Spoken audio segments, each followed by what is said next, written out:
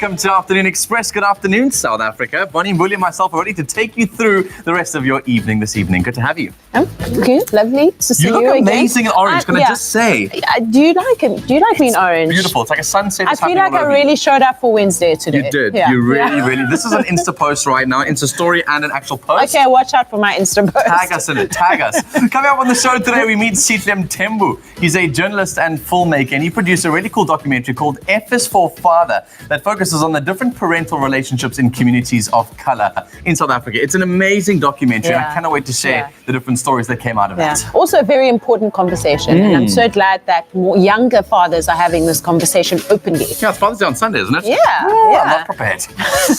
Every Wednesday, we have our pet feature, and today we've got animal behavior specialist Carol Haynes back with us, and she'll be answering all of your burning questions with regards to pet behavior. Plus, we've got another adorable pooch from Sidewalk Specials by the name of Sammy, who's looking for a loving home. Oh, and he's so adorable. I cannot wait to show you Sammy and to see if perhaps you have got a home just for him. Now, with South Africa's job market being as tough as it is, not many people would leave their job to pursue their passion. Bongani Mtolo, host of the East Coast Radio Drive, dared to chase his dream job by leading a career as a successful car salesman, and now he's the host of one of the most popular drive time shows in the country. He's a true testament to the saying, you are never too old to chase your dreams.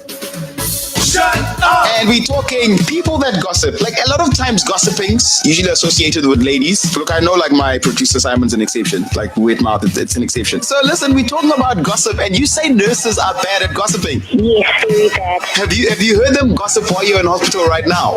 Yes, a lot. What do they gossip about? Well, every time I give him my medication, then I hear the nurse shout it out, the nurse, oh, just because she has very heavy mind doesn't mean that she can show off. Wow. You talk too much. Why don't you ever shut up? Welcome to the show. Aren't you late for your radio show? I'm not actually on radio today, so because I'm hanging out with you guys. Good to have you. So I hear that your listeners have a love-hate relationship with you. How love-hate is it? Like, I mean, how hateful does it get, and how madly obsessed are they with you? For me, it's because we get very personal in the conversation that we have. Just like how you and your friends sometimes will have a great day and you love your best friend, but then some days your best friend annoys you. I know, do you know what I mean? So because we constantly have like honest conversations. So it depends on what I've said or what they've said, and we have different views, just like a normal conversation that we normally have. Wow. I love that though, because I think when it comes to conversations that are quite difficult, generally you're going to get people on different sides of the spectrum. Negative input generally is a good thing for the kind of topics you're engaging on. But getting to that point is quite difficult. Owning your space enough to know that, like, I respect you enough for this opinion. It is going to cause controversy, but you can hold your own space. Did you always feel like you had that kind of authoritative persona? Look, I think for me, before I got into radio, obviously I got to listen to a lot of people on radio. Yeah. And I found that Gareth Cliff, Mo Flavor, Fresh, all radio. People who rattle the boat, though. People that really, who don't play it safe. Literally people who had informed opinions. Like, I like someone that's got an informed opinion, not just such better radio. General talking. Yeah. And I thought that there were a lot of people that were on radio that didn't have anything to say, besides back announcing a song. And I want you to know what I think about a particular topic. I don't want to come there and just read it, because with social media, you already know what's out there, but what's my view on it? Yes. Exactly. So that's probably my take on how I execute content. Your road to manning the drive spot on East Coast Radio was not an easy one. I mean, it included sleeping in the office, living on 2-minute noodles, like an working entire career change. Look, it was hard because obviously I've got a family. I'm a father of 2 boys and I'm married. And generally, I think when you're married and you've got kids, people generally think you've settled. Like, that's when it's over. And when I started doing radio, usually that's only the beginning.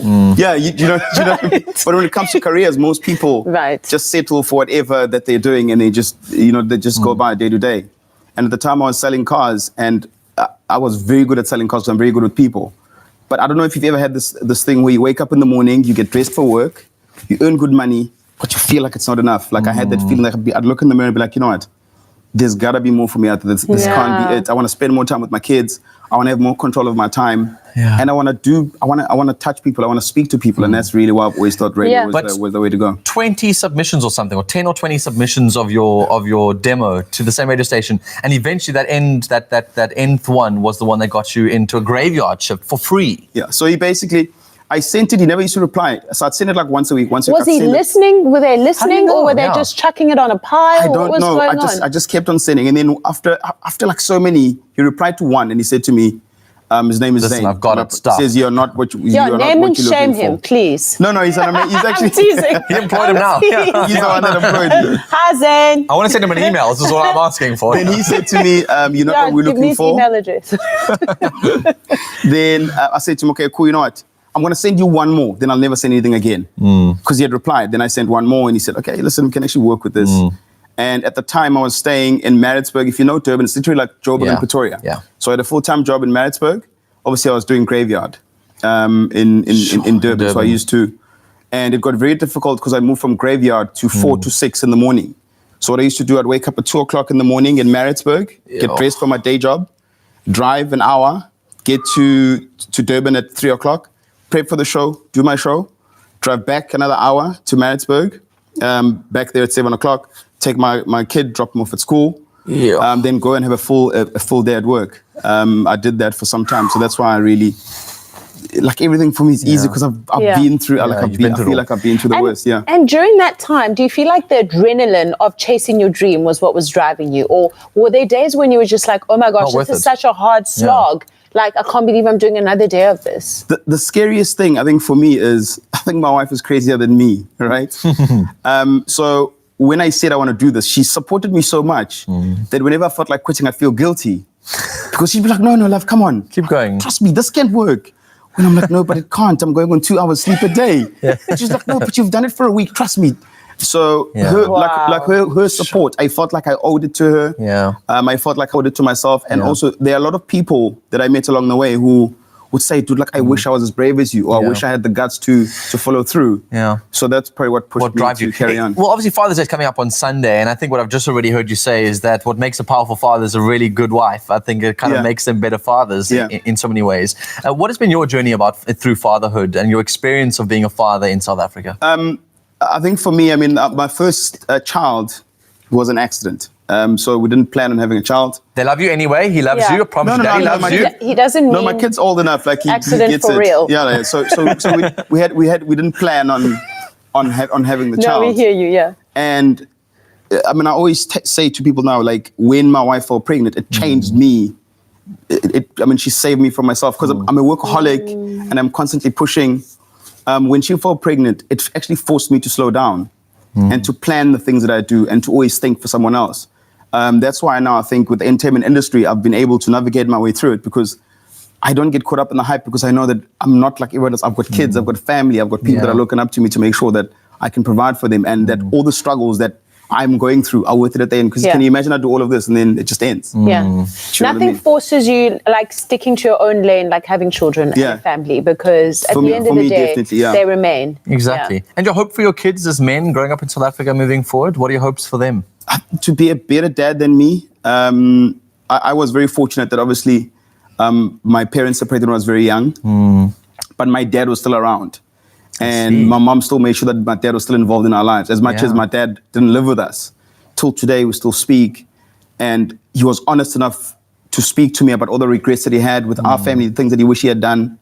And I said to him, I don't want to put my kids through the same thing. Like I know what it's like to, because I was good at sports, to be on a sports day and none of your parents come. I wish your dad was there cheering you on. Or mom, do you know what I mean? So I know what it was like for me growing up. So I don't want my kids to experience the same thing that I experienced really growing up. You're an amazing father, and we just wanted to salute you on the show today, to take you off air for a second, just to be able to celebrate the man that you are as we kind of build up towards Father's Day on Sunday, just to, from Afternoon Express's side, just to say we see what you're doing, continue to be a huge inspiration to your kids. I always feel conflicted, like when we get celebrated as dads, because it should be the norm. Do you know what I mean? Like it's such a catch-22 because we always at Father's Day we're celebrating dads. As a father, it's your responsibility. I'm not doing anyone a favor but being a good dad. So I accept it, but I just hope dads out there catch a wake up. Like we shouldn't be celebrated. It's our job. We brought kids into this world. Well, that's a conversation for a radio show.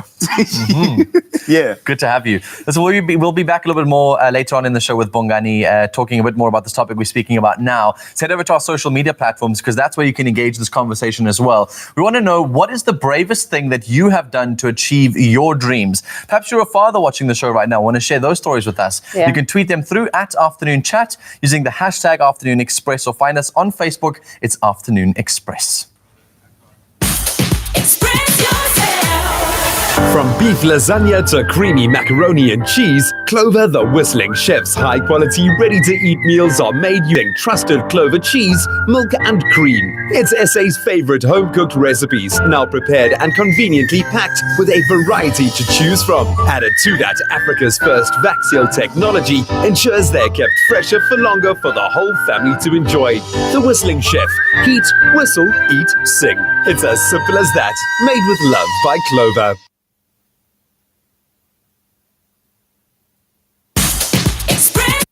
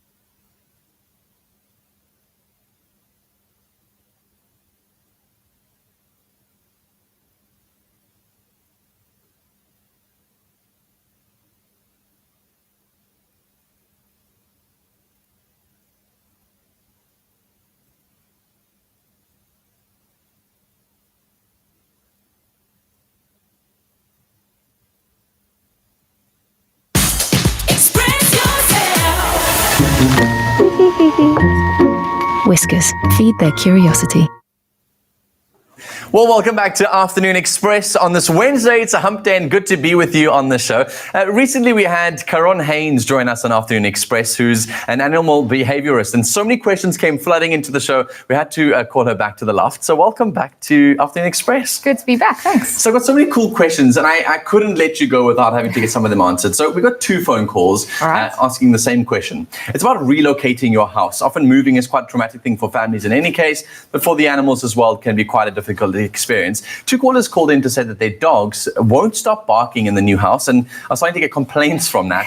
Is it normal for dogs to bark at random when they're in a new environment? Well, dogs don't understand the logic of moving house. Suddenly you're picking them up and putting them in a completely new space that they feel is just absurd. So when they're left alone in this space, it's like, oh my goodness, mom and dad have left me in a completely just strange environment, and their separation anxiety normally kicks in a bit. Okay. So one of the ways that you could get them used to the new place is to, firstly, when you do leave them at home, take them for a walk beforehand so that they can be relieved of some of that stress, walk around the neighborhood, get them used to all the new smells and sounds, and then perhaps leave them with something to get busy with, like a food treat, something to chew on, some food puzzles, and perhaps a few items of clothing that smells like you so that they feel a bit more at home. Would it be wise to let them indoors to know that you're still around? If you're home, then let them indoors. If you don't have a problem with their house training, then they can be left alone indoors if they're all good with that. Stunning. Then I also got a Facebook message I want to show to you. Lida van Os sent us a message to ask why her cat keeps licking her. I think it's such an interesting conversation to have because cats generally do lick people's faces. And what is that about? Is it affection or is it just you think you're dirty? For the most part, it is affection. Okay. Sometimes they do it to groom you. And other times they just think that perhaps your lotion or your perfume tastes good. And look, if it does become a bit of a problem, you can go to the vet and get things checked out, make sure that they're all good. But for the most part, they're just trying to love you. Exactly. And Lida, I wouldn't complain because it feels like a free exfoliation for the other parts of your body that maybe you don't only use for your face or something. So that's awesome. I also got another phone call that was an interesting one because you had to try and bleep out all the correct words and terminologies for national television. But a gentleman phoned in to ask about a dog who he has in his house. And this dog, he's been trying his hardest to ensure that it gets used to defecating in particular zones, but this dog hasn't complied. It just, it's not a very messy animal. How do you go about treating that kind of scenario? So firstly, you've got to try not to get too frustrated. Shouting at the dog and using any aversive method, it's just going to set you back. You've got to establish a routine, figure out when the pup actually needs to go.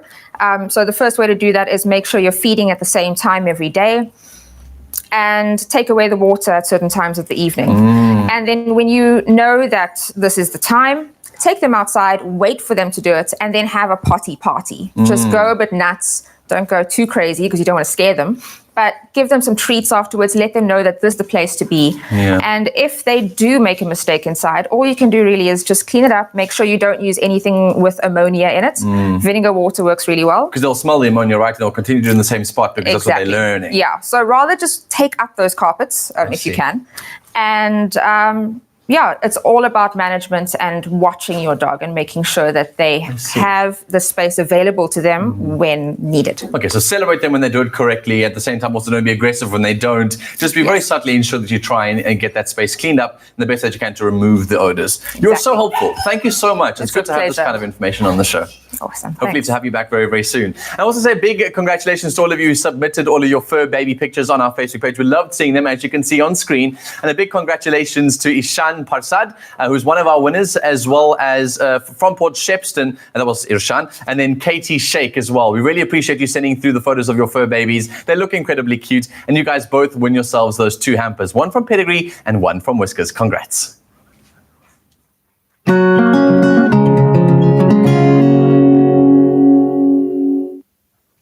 Sihle Mthembu is a journalist, an art critic, and a documentary filmmaker who's recently made a film called F is for Father. He joins us now to chat all things art and fatherhood. Welcome to The Loft. Hi guys, how are you? Very good, thank you.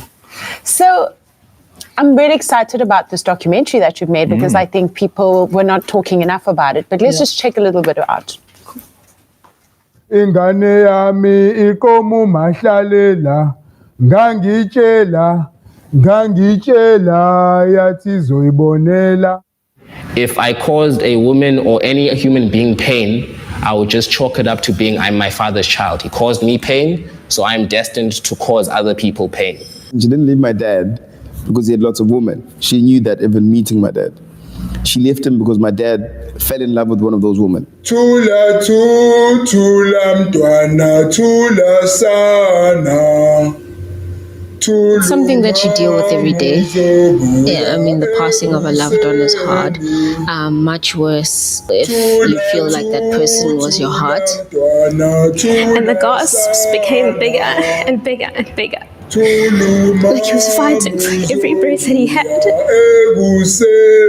father raises you, a father clothes you, a father looks out for you.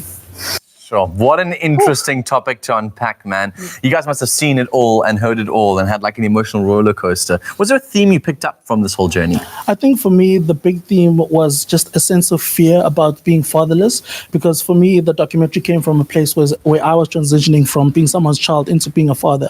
And a lot of the people that I interviewed spoke really about this idea of not really having someone who's a guide to tell them how to navigate life and how to navigate the world, and not really having that sense of identity, especially as Black people, because like surnames and that paternal relationship are such an important part of our life experience. And when that's not really present, it makes it difficult for you to move in the world. Absolutely. I mean, one word that always trends on Father's Day on Twitter is absent. Yeah. And it just brings home the fatherlessness that people have been experiencing for so long. And it's not just a generational thing. It feels like it's become a nation legacy. Do you know what I mean? And where do we start? Like, because now we're having conversations like men are trash, da-da-da-da. But I feel like the conversation needs to start way earlier, at the place where we say, why do some men become fathers? Yeah. I think also the conversation is not just about a father's relationship with a child. Like you say, we see in this country that women are getting killed by their partners all the time. So if you don't respect or value the person who mothers and brings up your child, how are you going to value your child? Right. And I think a lot of us don't have those father figures. So when the going gets tough and you are called on to take on that responsibility, you don't know how to really react. Exactly. And I think that's a bigger conversation that we need to have amongst ourselves as men, because if you are my friend and we're going out to clubs and we're enjoying we're having a good time, and I look after my kid, I then should be able to have that conversation with you as my friend and say, why aren't you looking after your kid? And I think sometimes that lack of honesty, especially amongst us, is really something that we have. Is it a slippery slope? Like, is it this a never-ending cycle? Because just if I'm not mistaken, you grew up without your father being That's around. correct, yeah. So do you feel like you're ill-equipped to raise your own children as a father, or do you feel like there's a way to learn fatherhood from brothers, friends, uncles? I think it's always tricky, because the one thing that I noticed when my partner Sneh and I had our son Untando was that she had this support system of women, from my mother to her grandparents, everyone around her, because the communities that we live in are now built around the assumption that men are going to be absent anyway. So that's the ecosystem that's there. So she has all of the support system, and me on the side, even to this day, no one has ever sat me down and had a conversation about, hey, as a father, this is what's expected to you. Get some books to read. Yeah, so website. So you then have to create your own template as you move into the world. And sometimes you're taking advice from people that aren't fathers, which isn't always helpful, because they haven't actually lived that experience. And that's another challenge, because if you're asking people who don't have that experience, they can't really help you. Is there room to also say, look, let's start having conversations with men about, hey, becoming a father is a huge responsibility. It's not a display of your masculine prowess. If you're gonna not show up to raise your kid, don't have a kid. Right? And when is that conversation taking place, where it's about responsibility and being accountable with making human beings? I think also for the large part of our history, the idea of having a child was always rooted in continuing your lineage. So it was never just about taking your child and raising them and teaching them to be the best human possible. It was about your child carrying your surname. And that's a conversation that we haven't really changed from, considering where we are at this point in history. And when you look at the way that men are abandoning their children and having multiple children in different places, they don't even know. I mean, we have so many TV shows in South Africa that are just about absent fathers. That should tell you that this is a very worrying trend in our country. But can I just say, though, it sounds to me like I'd imagine a father who, because it's easy to be absent when your like girlfriend or whatever falls pregnant, and you kind of detach because it's not your body, and you can sort of walk away and feel like there's this thing hanging on you, but I'll get distracted by other stuff. Men are scared of that responsibility, or scared of those sort of relations, or perhaps even feel a bit numb. What do you go about saying to fathers who are not necessarily bad people trying to abandon their children? They just are scared. I think for me, the most important thing is communication, because sometimes people father children with people they're not necessarily in a relationship with, but whoever you are co-parenting with, there must be clarity of communication about how you intend to parent, what are the values that you want to teach your child, and how are you going to navigate working together as parents, because as people, we have very different traits and characteristics, and we have very different ideas about parenting. That's another thing that causes a lot of conflict in relationships, and parents end up separating over the child because they have very very different ideas about how to raise a person. So I think clarity of communication as early as possible and as frequently as possible, because it's an ongoing process. It doesn't stop. You're not only pioneering in the writing space and in the filmmaking space, you're also an art critic. How did you become an art critic? Well, I've always, I mean, from a young age, my grandmother used to always tease me that I used to play football, but I was also the guy who also used to like drawing and reading and reading about artists, and especially about South African arts. So I really started writing from a very young age and being interested in what I was observing in the art space. And luckily, when I studied my journalism degree, that's what I majored in. And I've just been lucky to really be able to write for so many publications about so many different things from a very personal perspective. Which artist are you feeling? Sorry, darling. Which artist are you feeling right now, and why, and what are your thoughts around what they're making or doing? Well, I really like Thandi Ntuli. She's a jazz pianist. I just think the way that she blends melodies and mixes genres is very interesting to me. She's able to make jazz something very contemporary, because I think for the longest time, jazz has always been caught in this rut of being a very traditional genre of music. And I think she's really doing something interesting with it. Can I just say though, when it comes to art critics, I always want to say, you're either sitting on the side of being like super knowledgeable because it's such a subjective thing, or super up your own, you know, because exactly. How do you go about criticizing art, which may be such a subjective thing? Everyone takes home their own ideas. How do you criticize art? Well, for me, because I don't come from an academic background in that sense, where I'll talk to you about this art relates to this theory and these sections. The materials, I come from time, the history. I come from a very emotional place where whatever I'm watching, whatever I'm experiencing, I relate it to my own experience, because I think that's really the only thing that you have at the end of the day. What you feel when you see something. It might be the most beautiful painting in the world, but if I see it and feel nothing, then what's the use of it? So is it the easiest job in the world or the hardest job in the world? Because it could be easy because you can make up anything, but it can also be really hard because you've got to really be in yourself. It's hard, but I'll tell you, the artists will always tell you it's easy because you sit on the sidelines and you comment. Because also it's not, people don't take it that seriously, or they don't count it as credible when artists critique their own work, right? So sometimes like an artist has to wait for this audience to come and judge their work, and I'm sure it's a vulnerable place to put yourself in. But for me, that's the most interesting thing, because before you become an artist, you're a consumer, and whatever you consume, you already have an opinion about. So to live in both those worlds, where you're making and you're also critiquing, for me is a very interesting place to be, because you then get to wear both hats, and you know what it's like to be critiqued yourself, because you're also putting out work. Sure. Listen, I want to go back to this documentary thing because it really intrigues me, the work that you've been doing there. I just, particularly analyzing South African families. Talk us through those identities that you went to go and find. It was, tell me about the relationships with their fathers. We spoke to people whose fathers had abandoned them. We spoke to people whose fathers had raised them but passed away. We also spoke to people who lived who grew up in families with two fathers, because we wanted to get the full spectrum of the paternal relationship experience. And I think for me, what came across very strongly was the idea that there isn't any one singular narrative about what it's like to be a father in South Africa.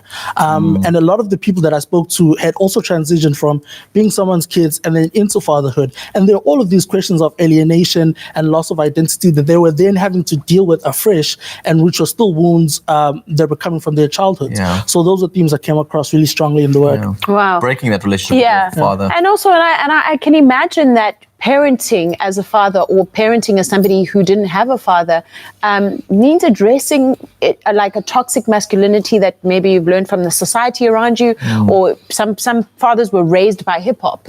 And hip hop is their parenting handbook. I'm sure there's a lot of inner work and healing that one has to do. I always say, you must never feel like you've arrived at the maker, because you're constantly learning. And again, it's interesting that you bring up that idea of unlearning things, because when I was growing up, I thought a man could never bath a child or change a child's nappy. And what Bongani was talking about earlier is that I in my neighborhood where I live, I'll be walking down the streets with my son down, and people will literally stop you and say, "Oh, you're such a great dad, you're doing such a great job." And for me, that tells you how deep-rooted this stigma is of what a father should do. A father should only provide and then be aloof and sit at home with the newspaper and not cook. Like every day, I wake up at 5:30. I get my son ready for school. I bath him. His mother takes him, and then in the afternoon, when we come back, I'm the one who puts him to sleep without fail every night. Wow. So you're constantly learning new things. Yeah. And you looking after your child is not you babysitting; it's you actually being the dad. That's like the strangest thing. When someone like, I've got the kids today. I'm babysitting. No, you're parenting. You're parenting. If you're going to criticize art, I'm going to criticize what you do, and I'm going to say it's amazing. I really, really give you like 10 stars. I don't know what you do. How do you criticize documentaries? 10 stars. Yeah, 5 stars. I don't know, rotten tomatoes. Gold medal. 5 you tomatoes. Get all the rotten tomatoes. You're amazing. You're doing your job as a father, and we're really proud of you. Thank you so much. We're really proud of you. Listen, make sure that you guys add your voice to this conversation on social media. You're such a big part of this conversation. What is the bravest thing that you have ever done to achieve your dreams? You can tweet us at Afternoon Chat, use the hashtag Afternoon Express, or comment on our Facebook page. Now, after the break, Chef Aya joins us in the kitchen once again, and today we're perfecting the epitome of South African desserts, the Milk Tart. Lekker. We'll be right back. Express yourself. From beef lasagna to creamy macaroni and cheese, Clover the Whistling Chef's high-quality, ready-to-eat meals are made using trusted Clover cheese, milk and cream. It's SA's favorite home-cooked recipes, now prepared and conveniently packed with a variety to choose from. Added to that, Africa's first vac-seal technology ensures they're kept fresher for longer for the whole family to enjoy. The Whistling Chef. Heat, whistle, eat, sing. It's as simple as that. Made with love by Clover.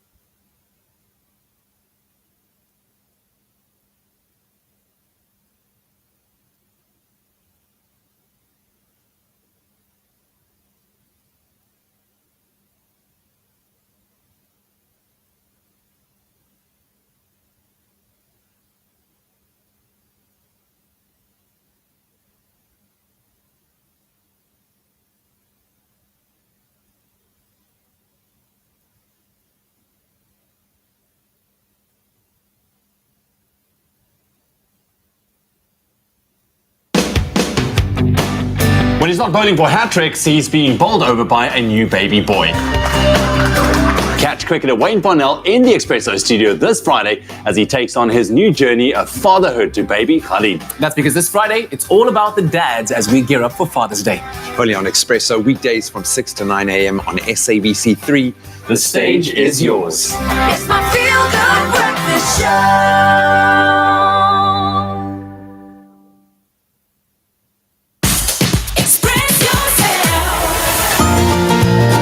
Clover fresh milk is way better.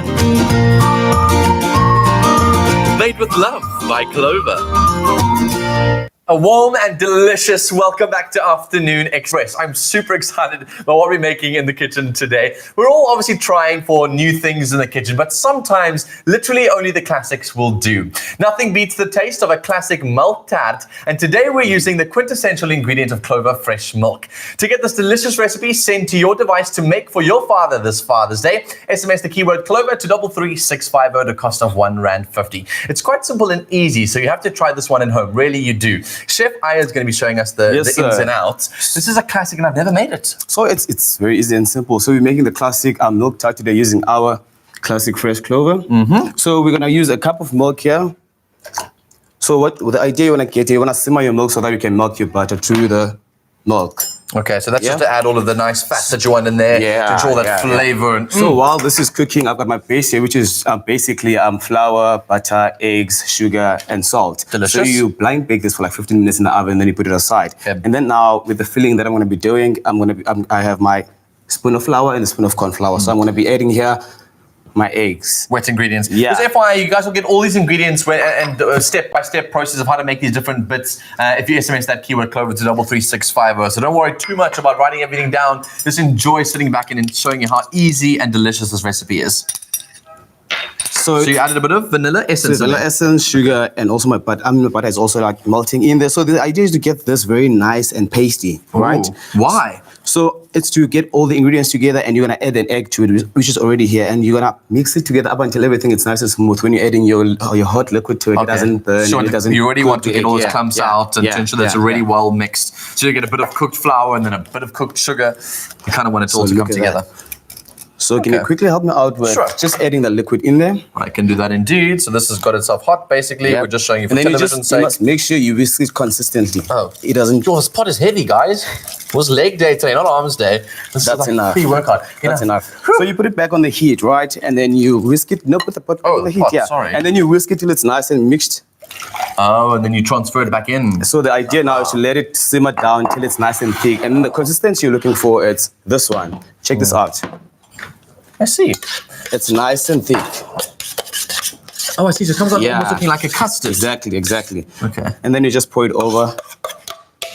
Oh, your man. pastry that Just you did really how earlier simple on. it is to make a Milk Tart. That is so easy. And then you're just baking in the oven for like 15 to 20 minutes. Man, and then all that signature flavor of obviously using a little bit of cinnamon directly on top. It is the most incredible dessert. You can feed this to me any time of the day, any season in the year, and I'll love it. Chef Aya. Good job, dude. Sweet, man. Really good job. Always a winner after dinner. Don't forget to SMS the keyword Clover to 33650 to get this recipe sent directly to your device. It will cost you R1.50. In case you missed anything and just drooled all over your remote and your TV's gone wonky, here's a recap.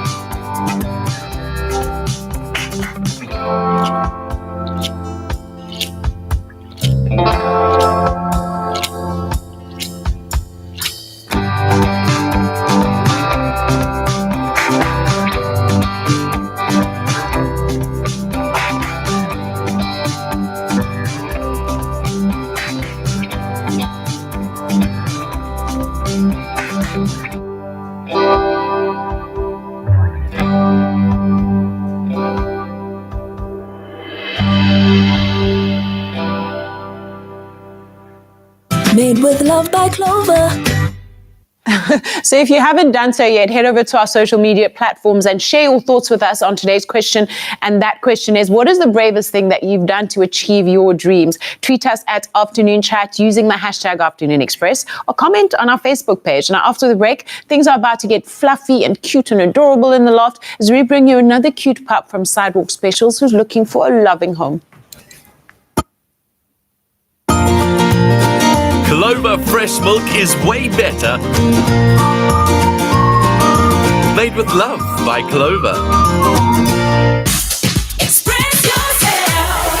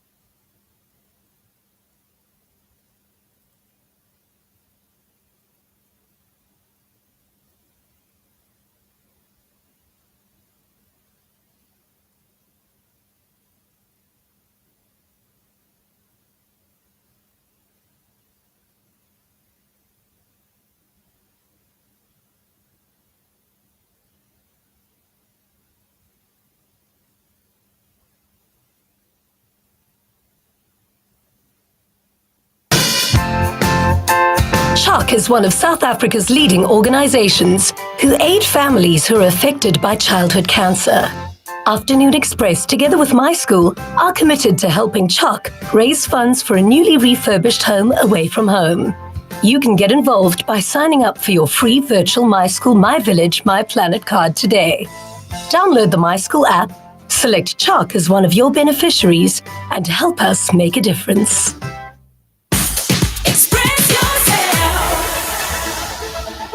Welcome back to Afternoon Express. Now, Afternoon Express has become a delightful and happy home for our pup Donut, and we enjoy him every day. But did you know that next week is Take Your Dog to Work Week 2018? Well, this is a global initiative led by Mars Pet Care, who are encouraging people across the world to join them in celebrating the benefits of bringing your dog to work from the 18th of June to the 22nd. So if you ever wanted to bring your four-legged friend to the office and show them off, next week is the perfect time to do that. For more information, follow the Pedigree Facebook page for tips on pet-friendly offices.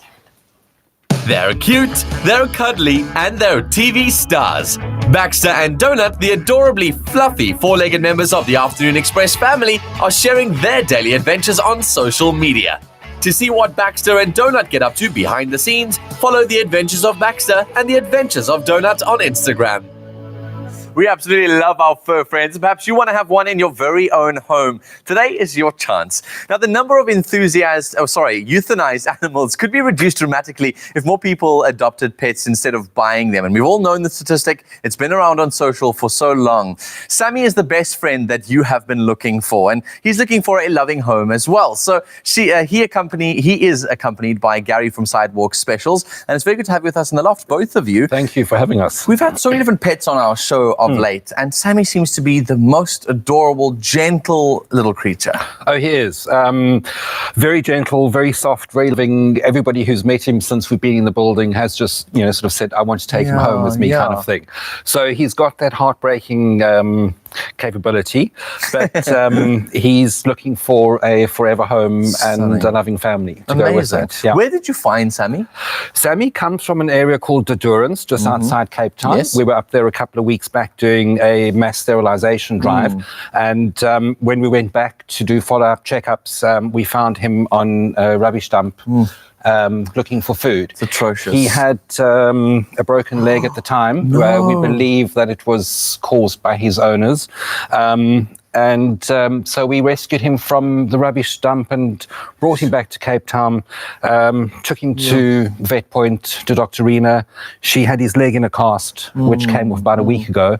So he's rehabilitated, he's exercising again, so he's that's quite fit and healthy. Yeah, quite a statement to say that obviously you think it was done by his owners. Was there evidence of him being abused? Was the break one that seemed like it was one that was tampered with? Yeah, and there was no bite marks, so he hadn't been attacked.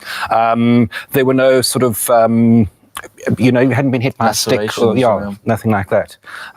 So what kind of human being would do that in any case? Yes. We're glad that he's in safer hands now. And obviously the characteristics that he's going to start portraying as he continues to grow older are going to be ones that need to line up with the family that he's going to end up with. So what kind of dog do you think he's going to be, and what kind of dog is he? He's got border collie in him. So he's going to be energetic. He's also going to be intelligent. He's going to want to be trained. He's going to want to be allowed to do, stimulated and allowed to do those dog things that the border collies are so fond of doing.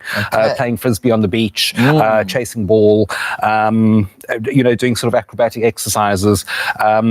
And then just obviously rewarded as well. I see. So stunning. So the kind of home he needs to find himself in is one that isn't sedentary. It needs to be a home that is active and outdoors and enjoys being active and busy. Yeah.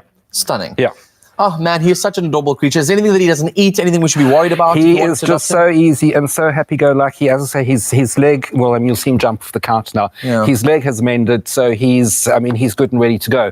He'll be at our adoption day on Saturday morning at the Oranjezicht City Farm Market in Granger Bay. Okay. He'll be there with about 8 or 9 of his mates who are all in foster home at the moment. Beautiful. And we're hoping to get them all adopted on Saturday. Well, there's your chance, South Africa. Don't just make sure that you get in before Saturday, because I promise you someone at that market is going to lap him up and ensure that he is taken into a forever home. So if you would like Sammy in your home, he's an adorable creature, will love you for now and forevermore. Ensure that you get hold of Sidewalk Specials online. If you don't know how to get hold of them, their details are on our Facebook page as well. Go and find the post of the animals on our Facebook page, or go to our website, afternoonexpress.co.za, and get in touch and ensure that you bring this beautiful, beautiful creature into your home. After the break, we're back on the couch with our special guests, and we're reading your comments on social media. We asked you the question, what is the bravest thing that you've done to achieve your dreams?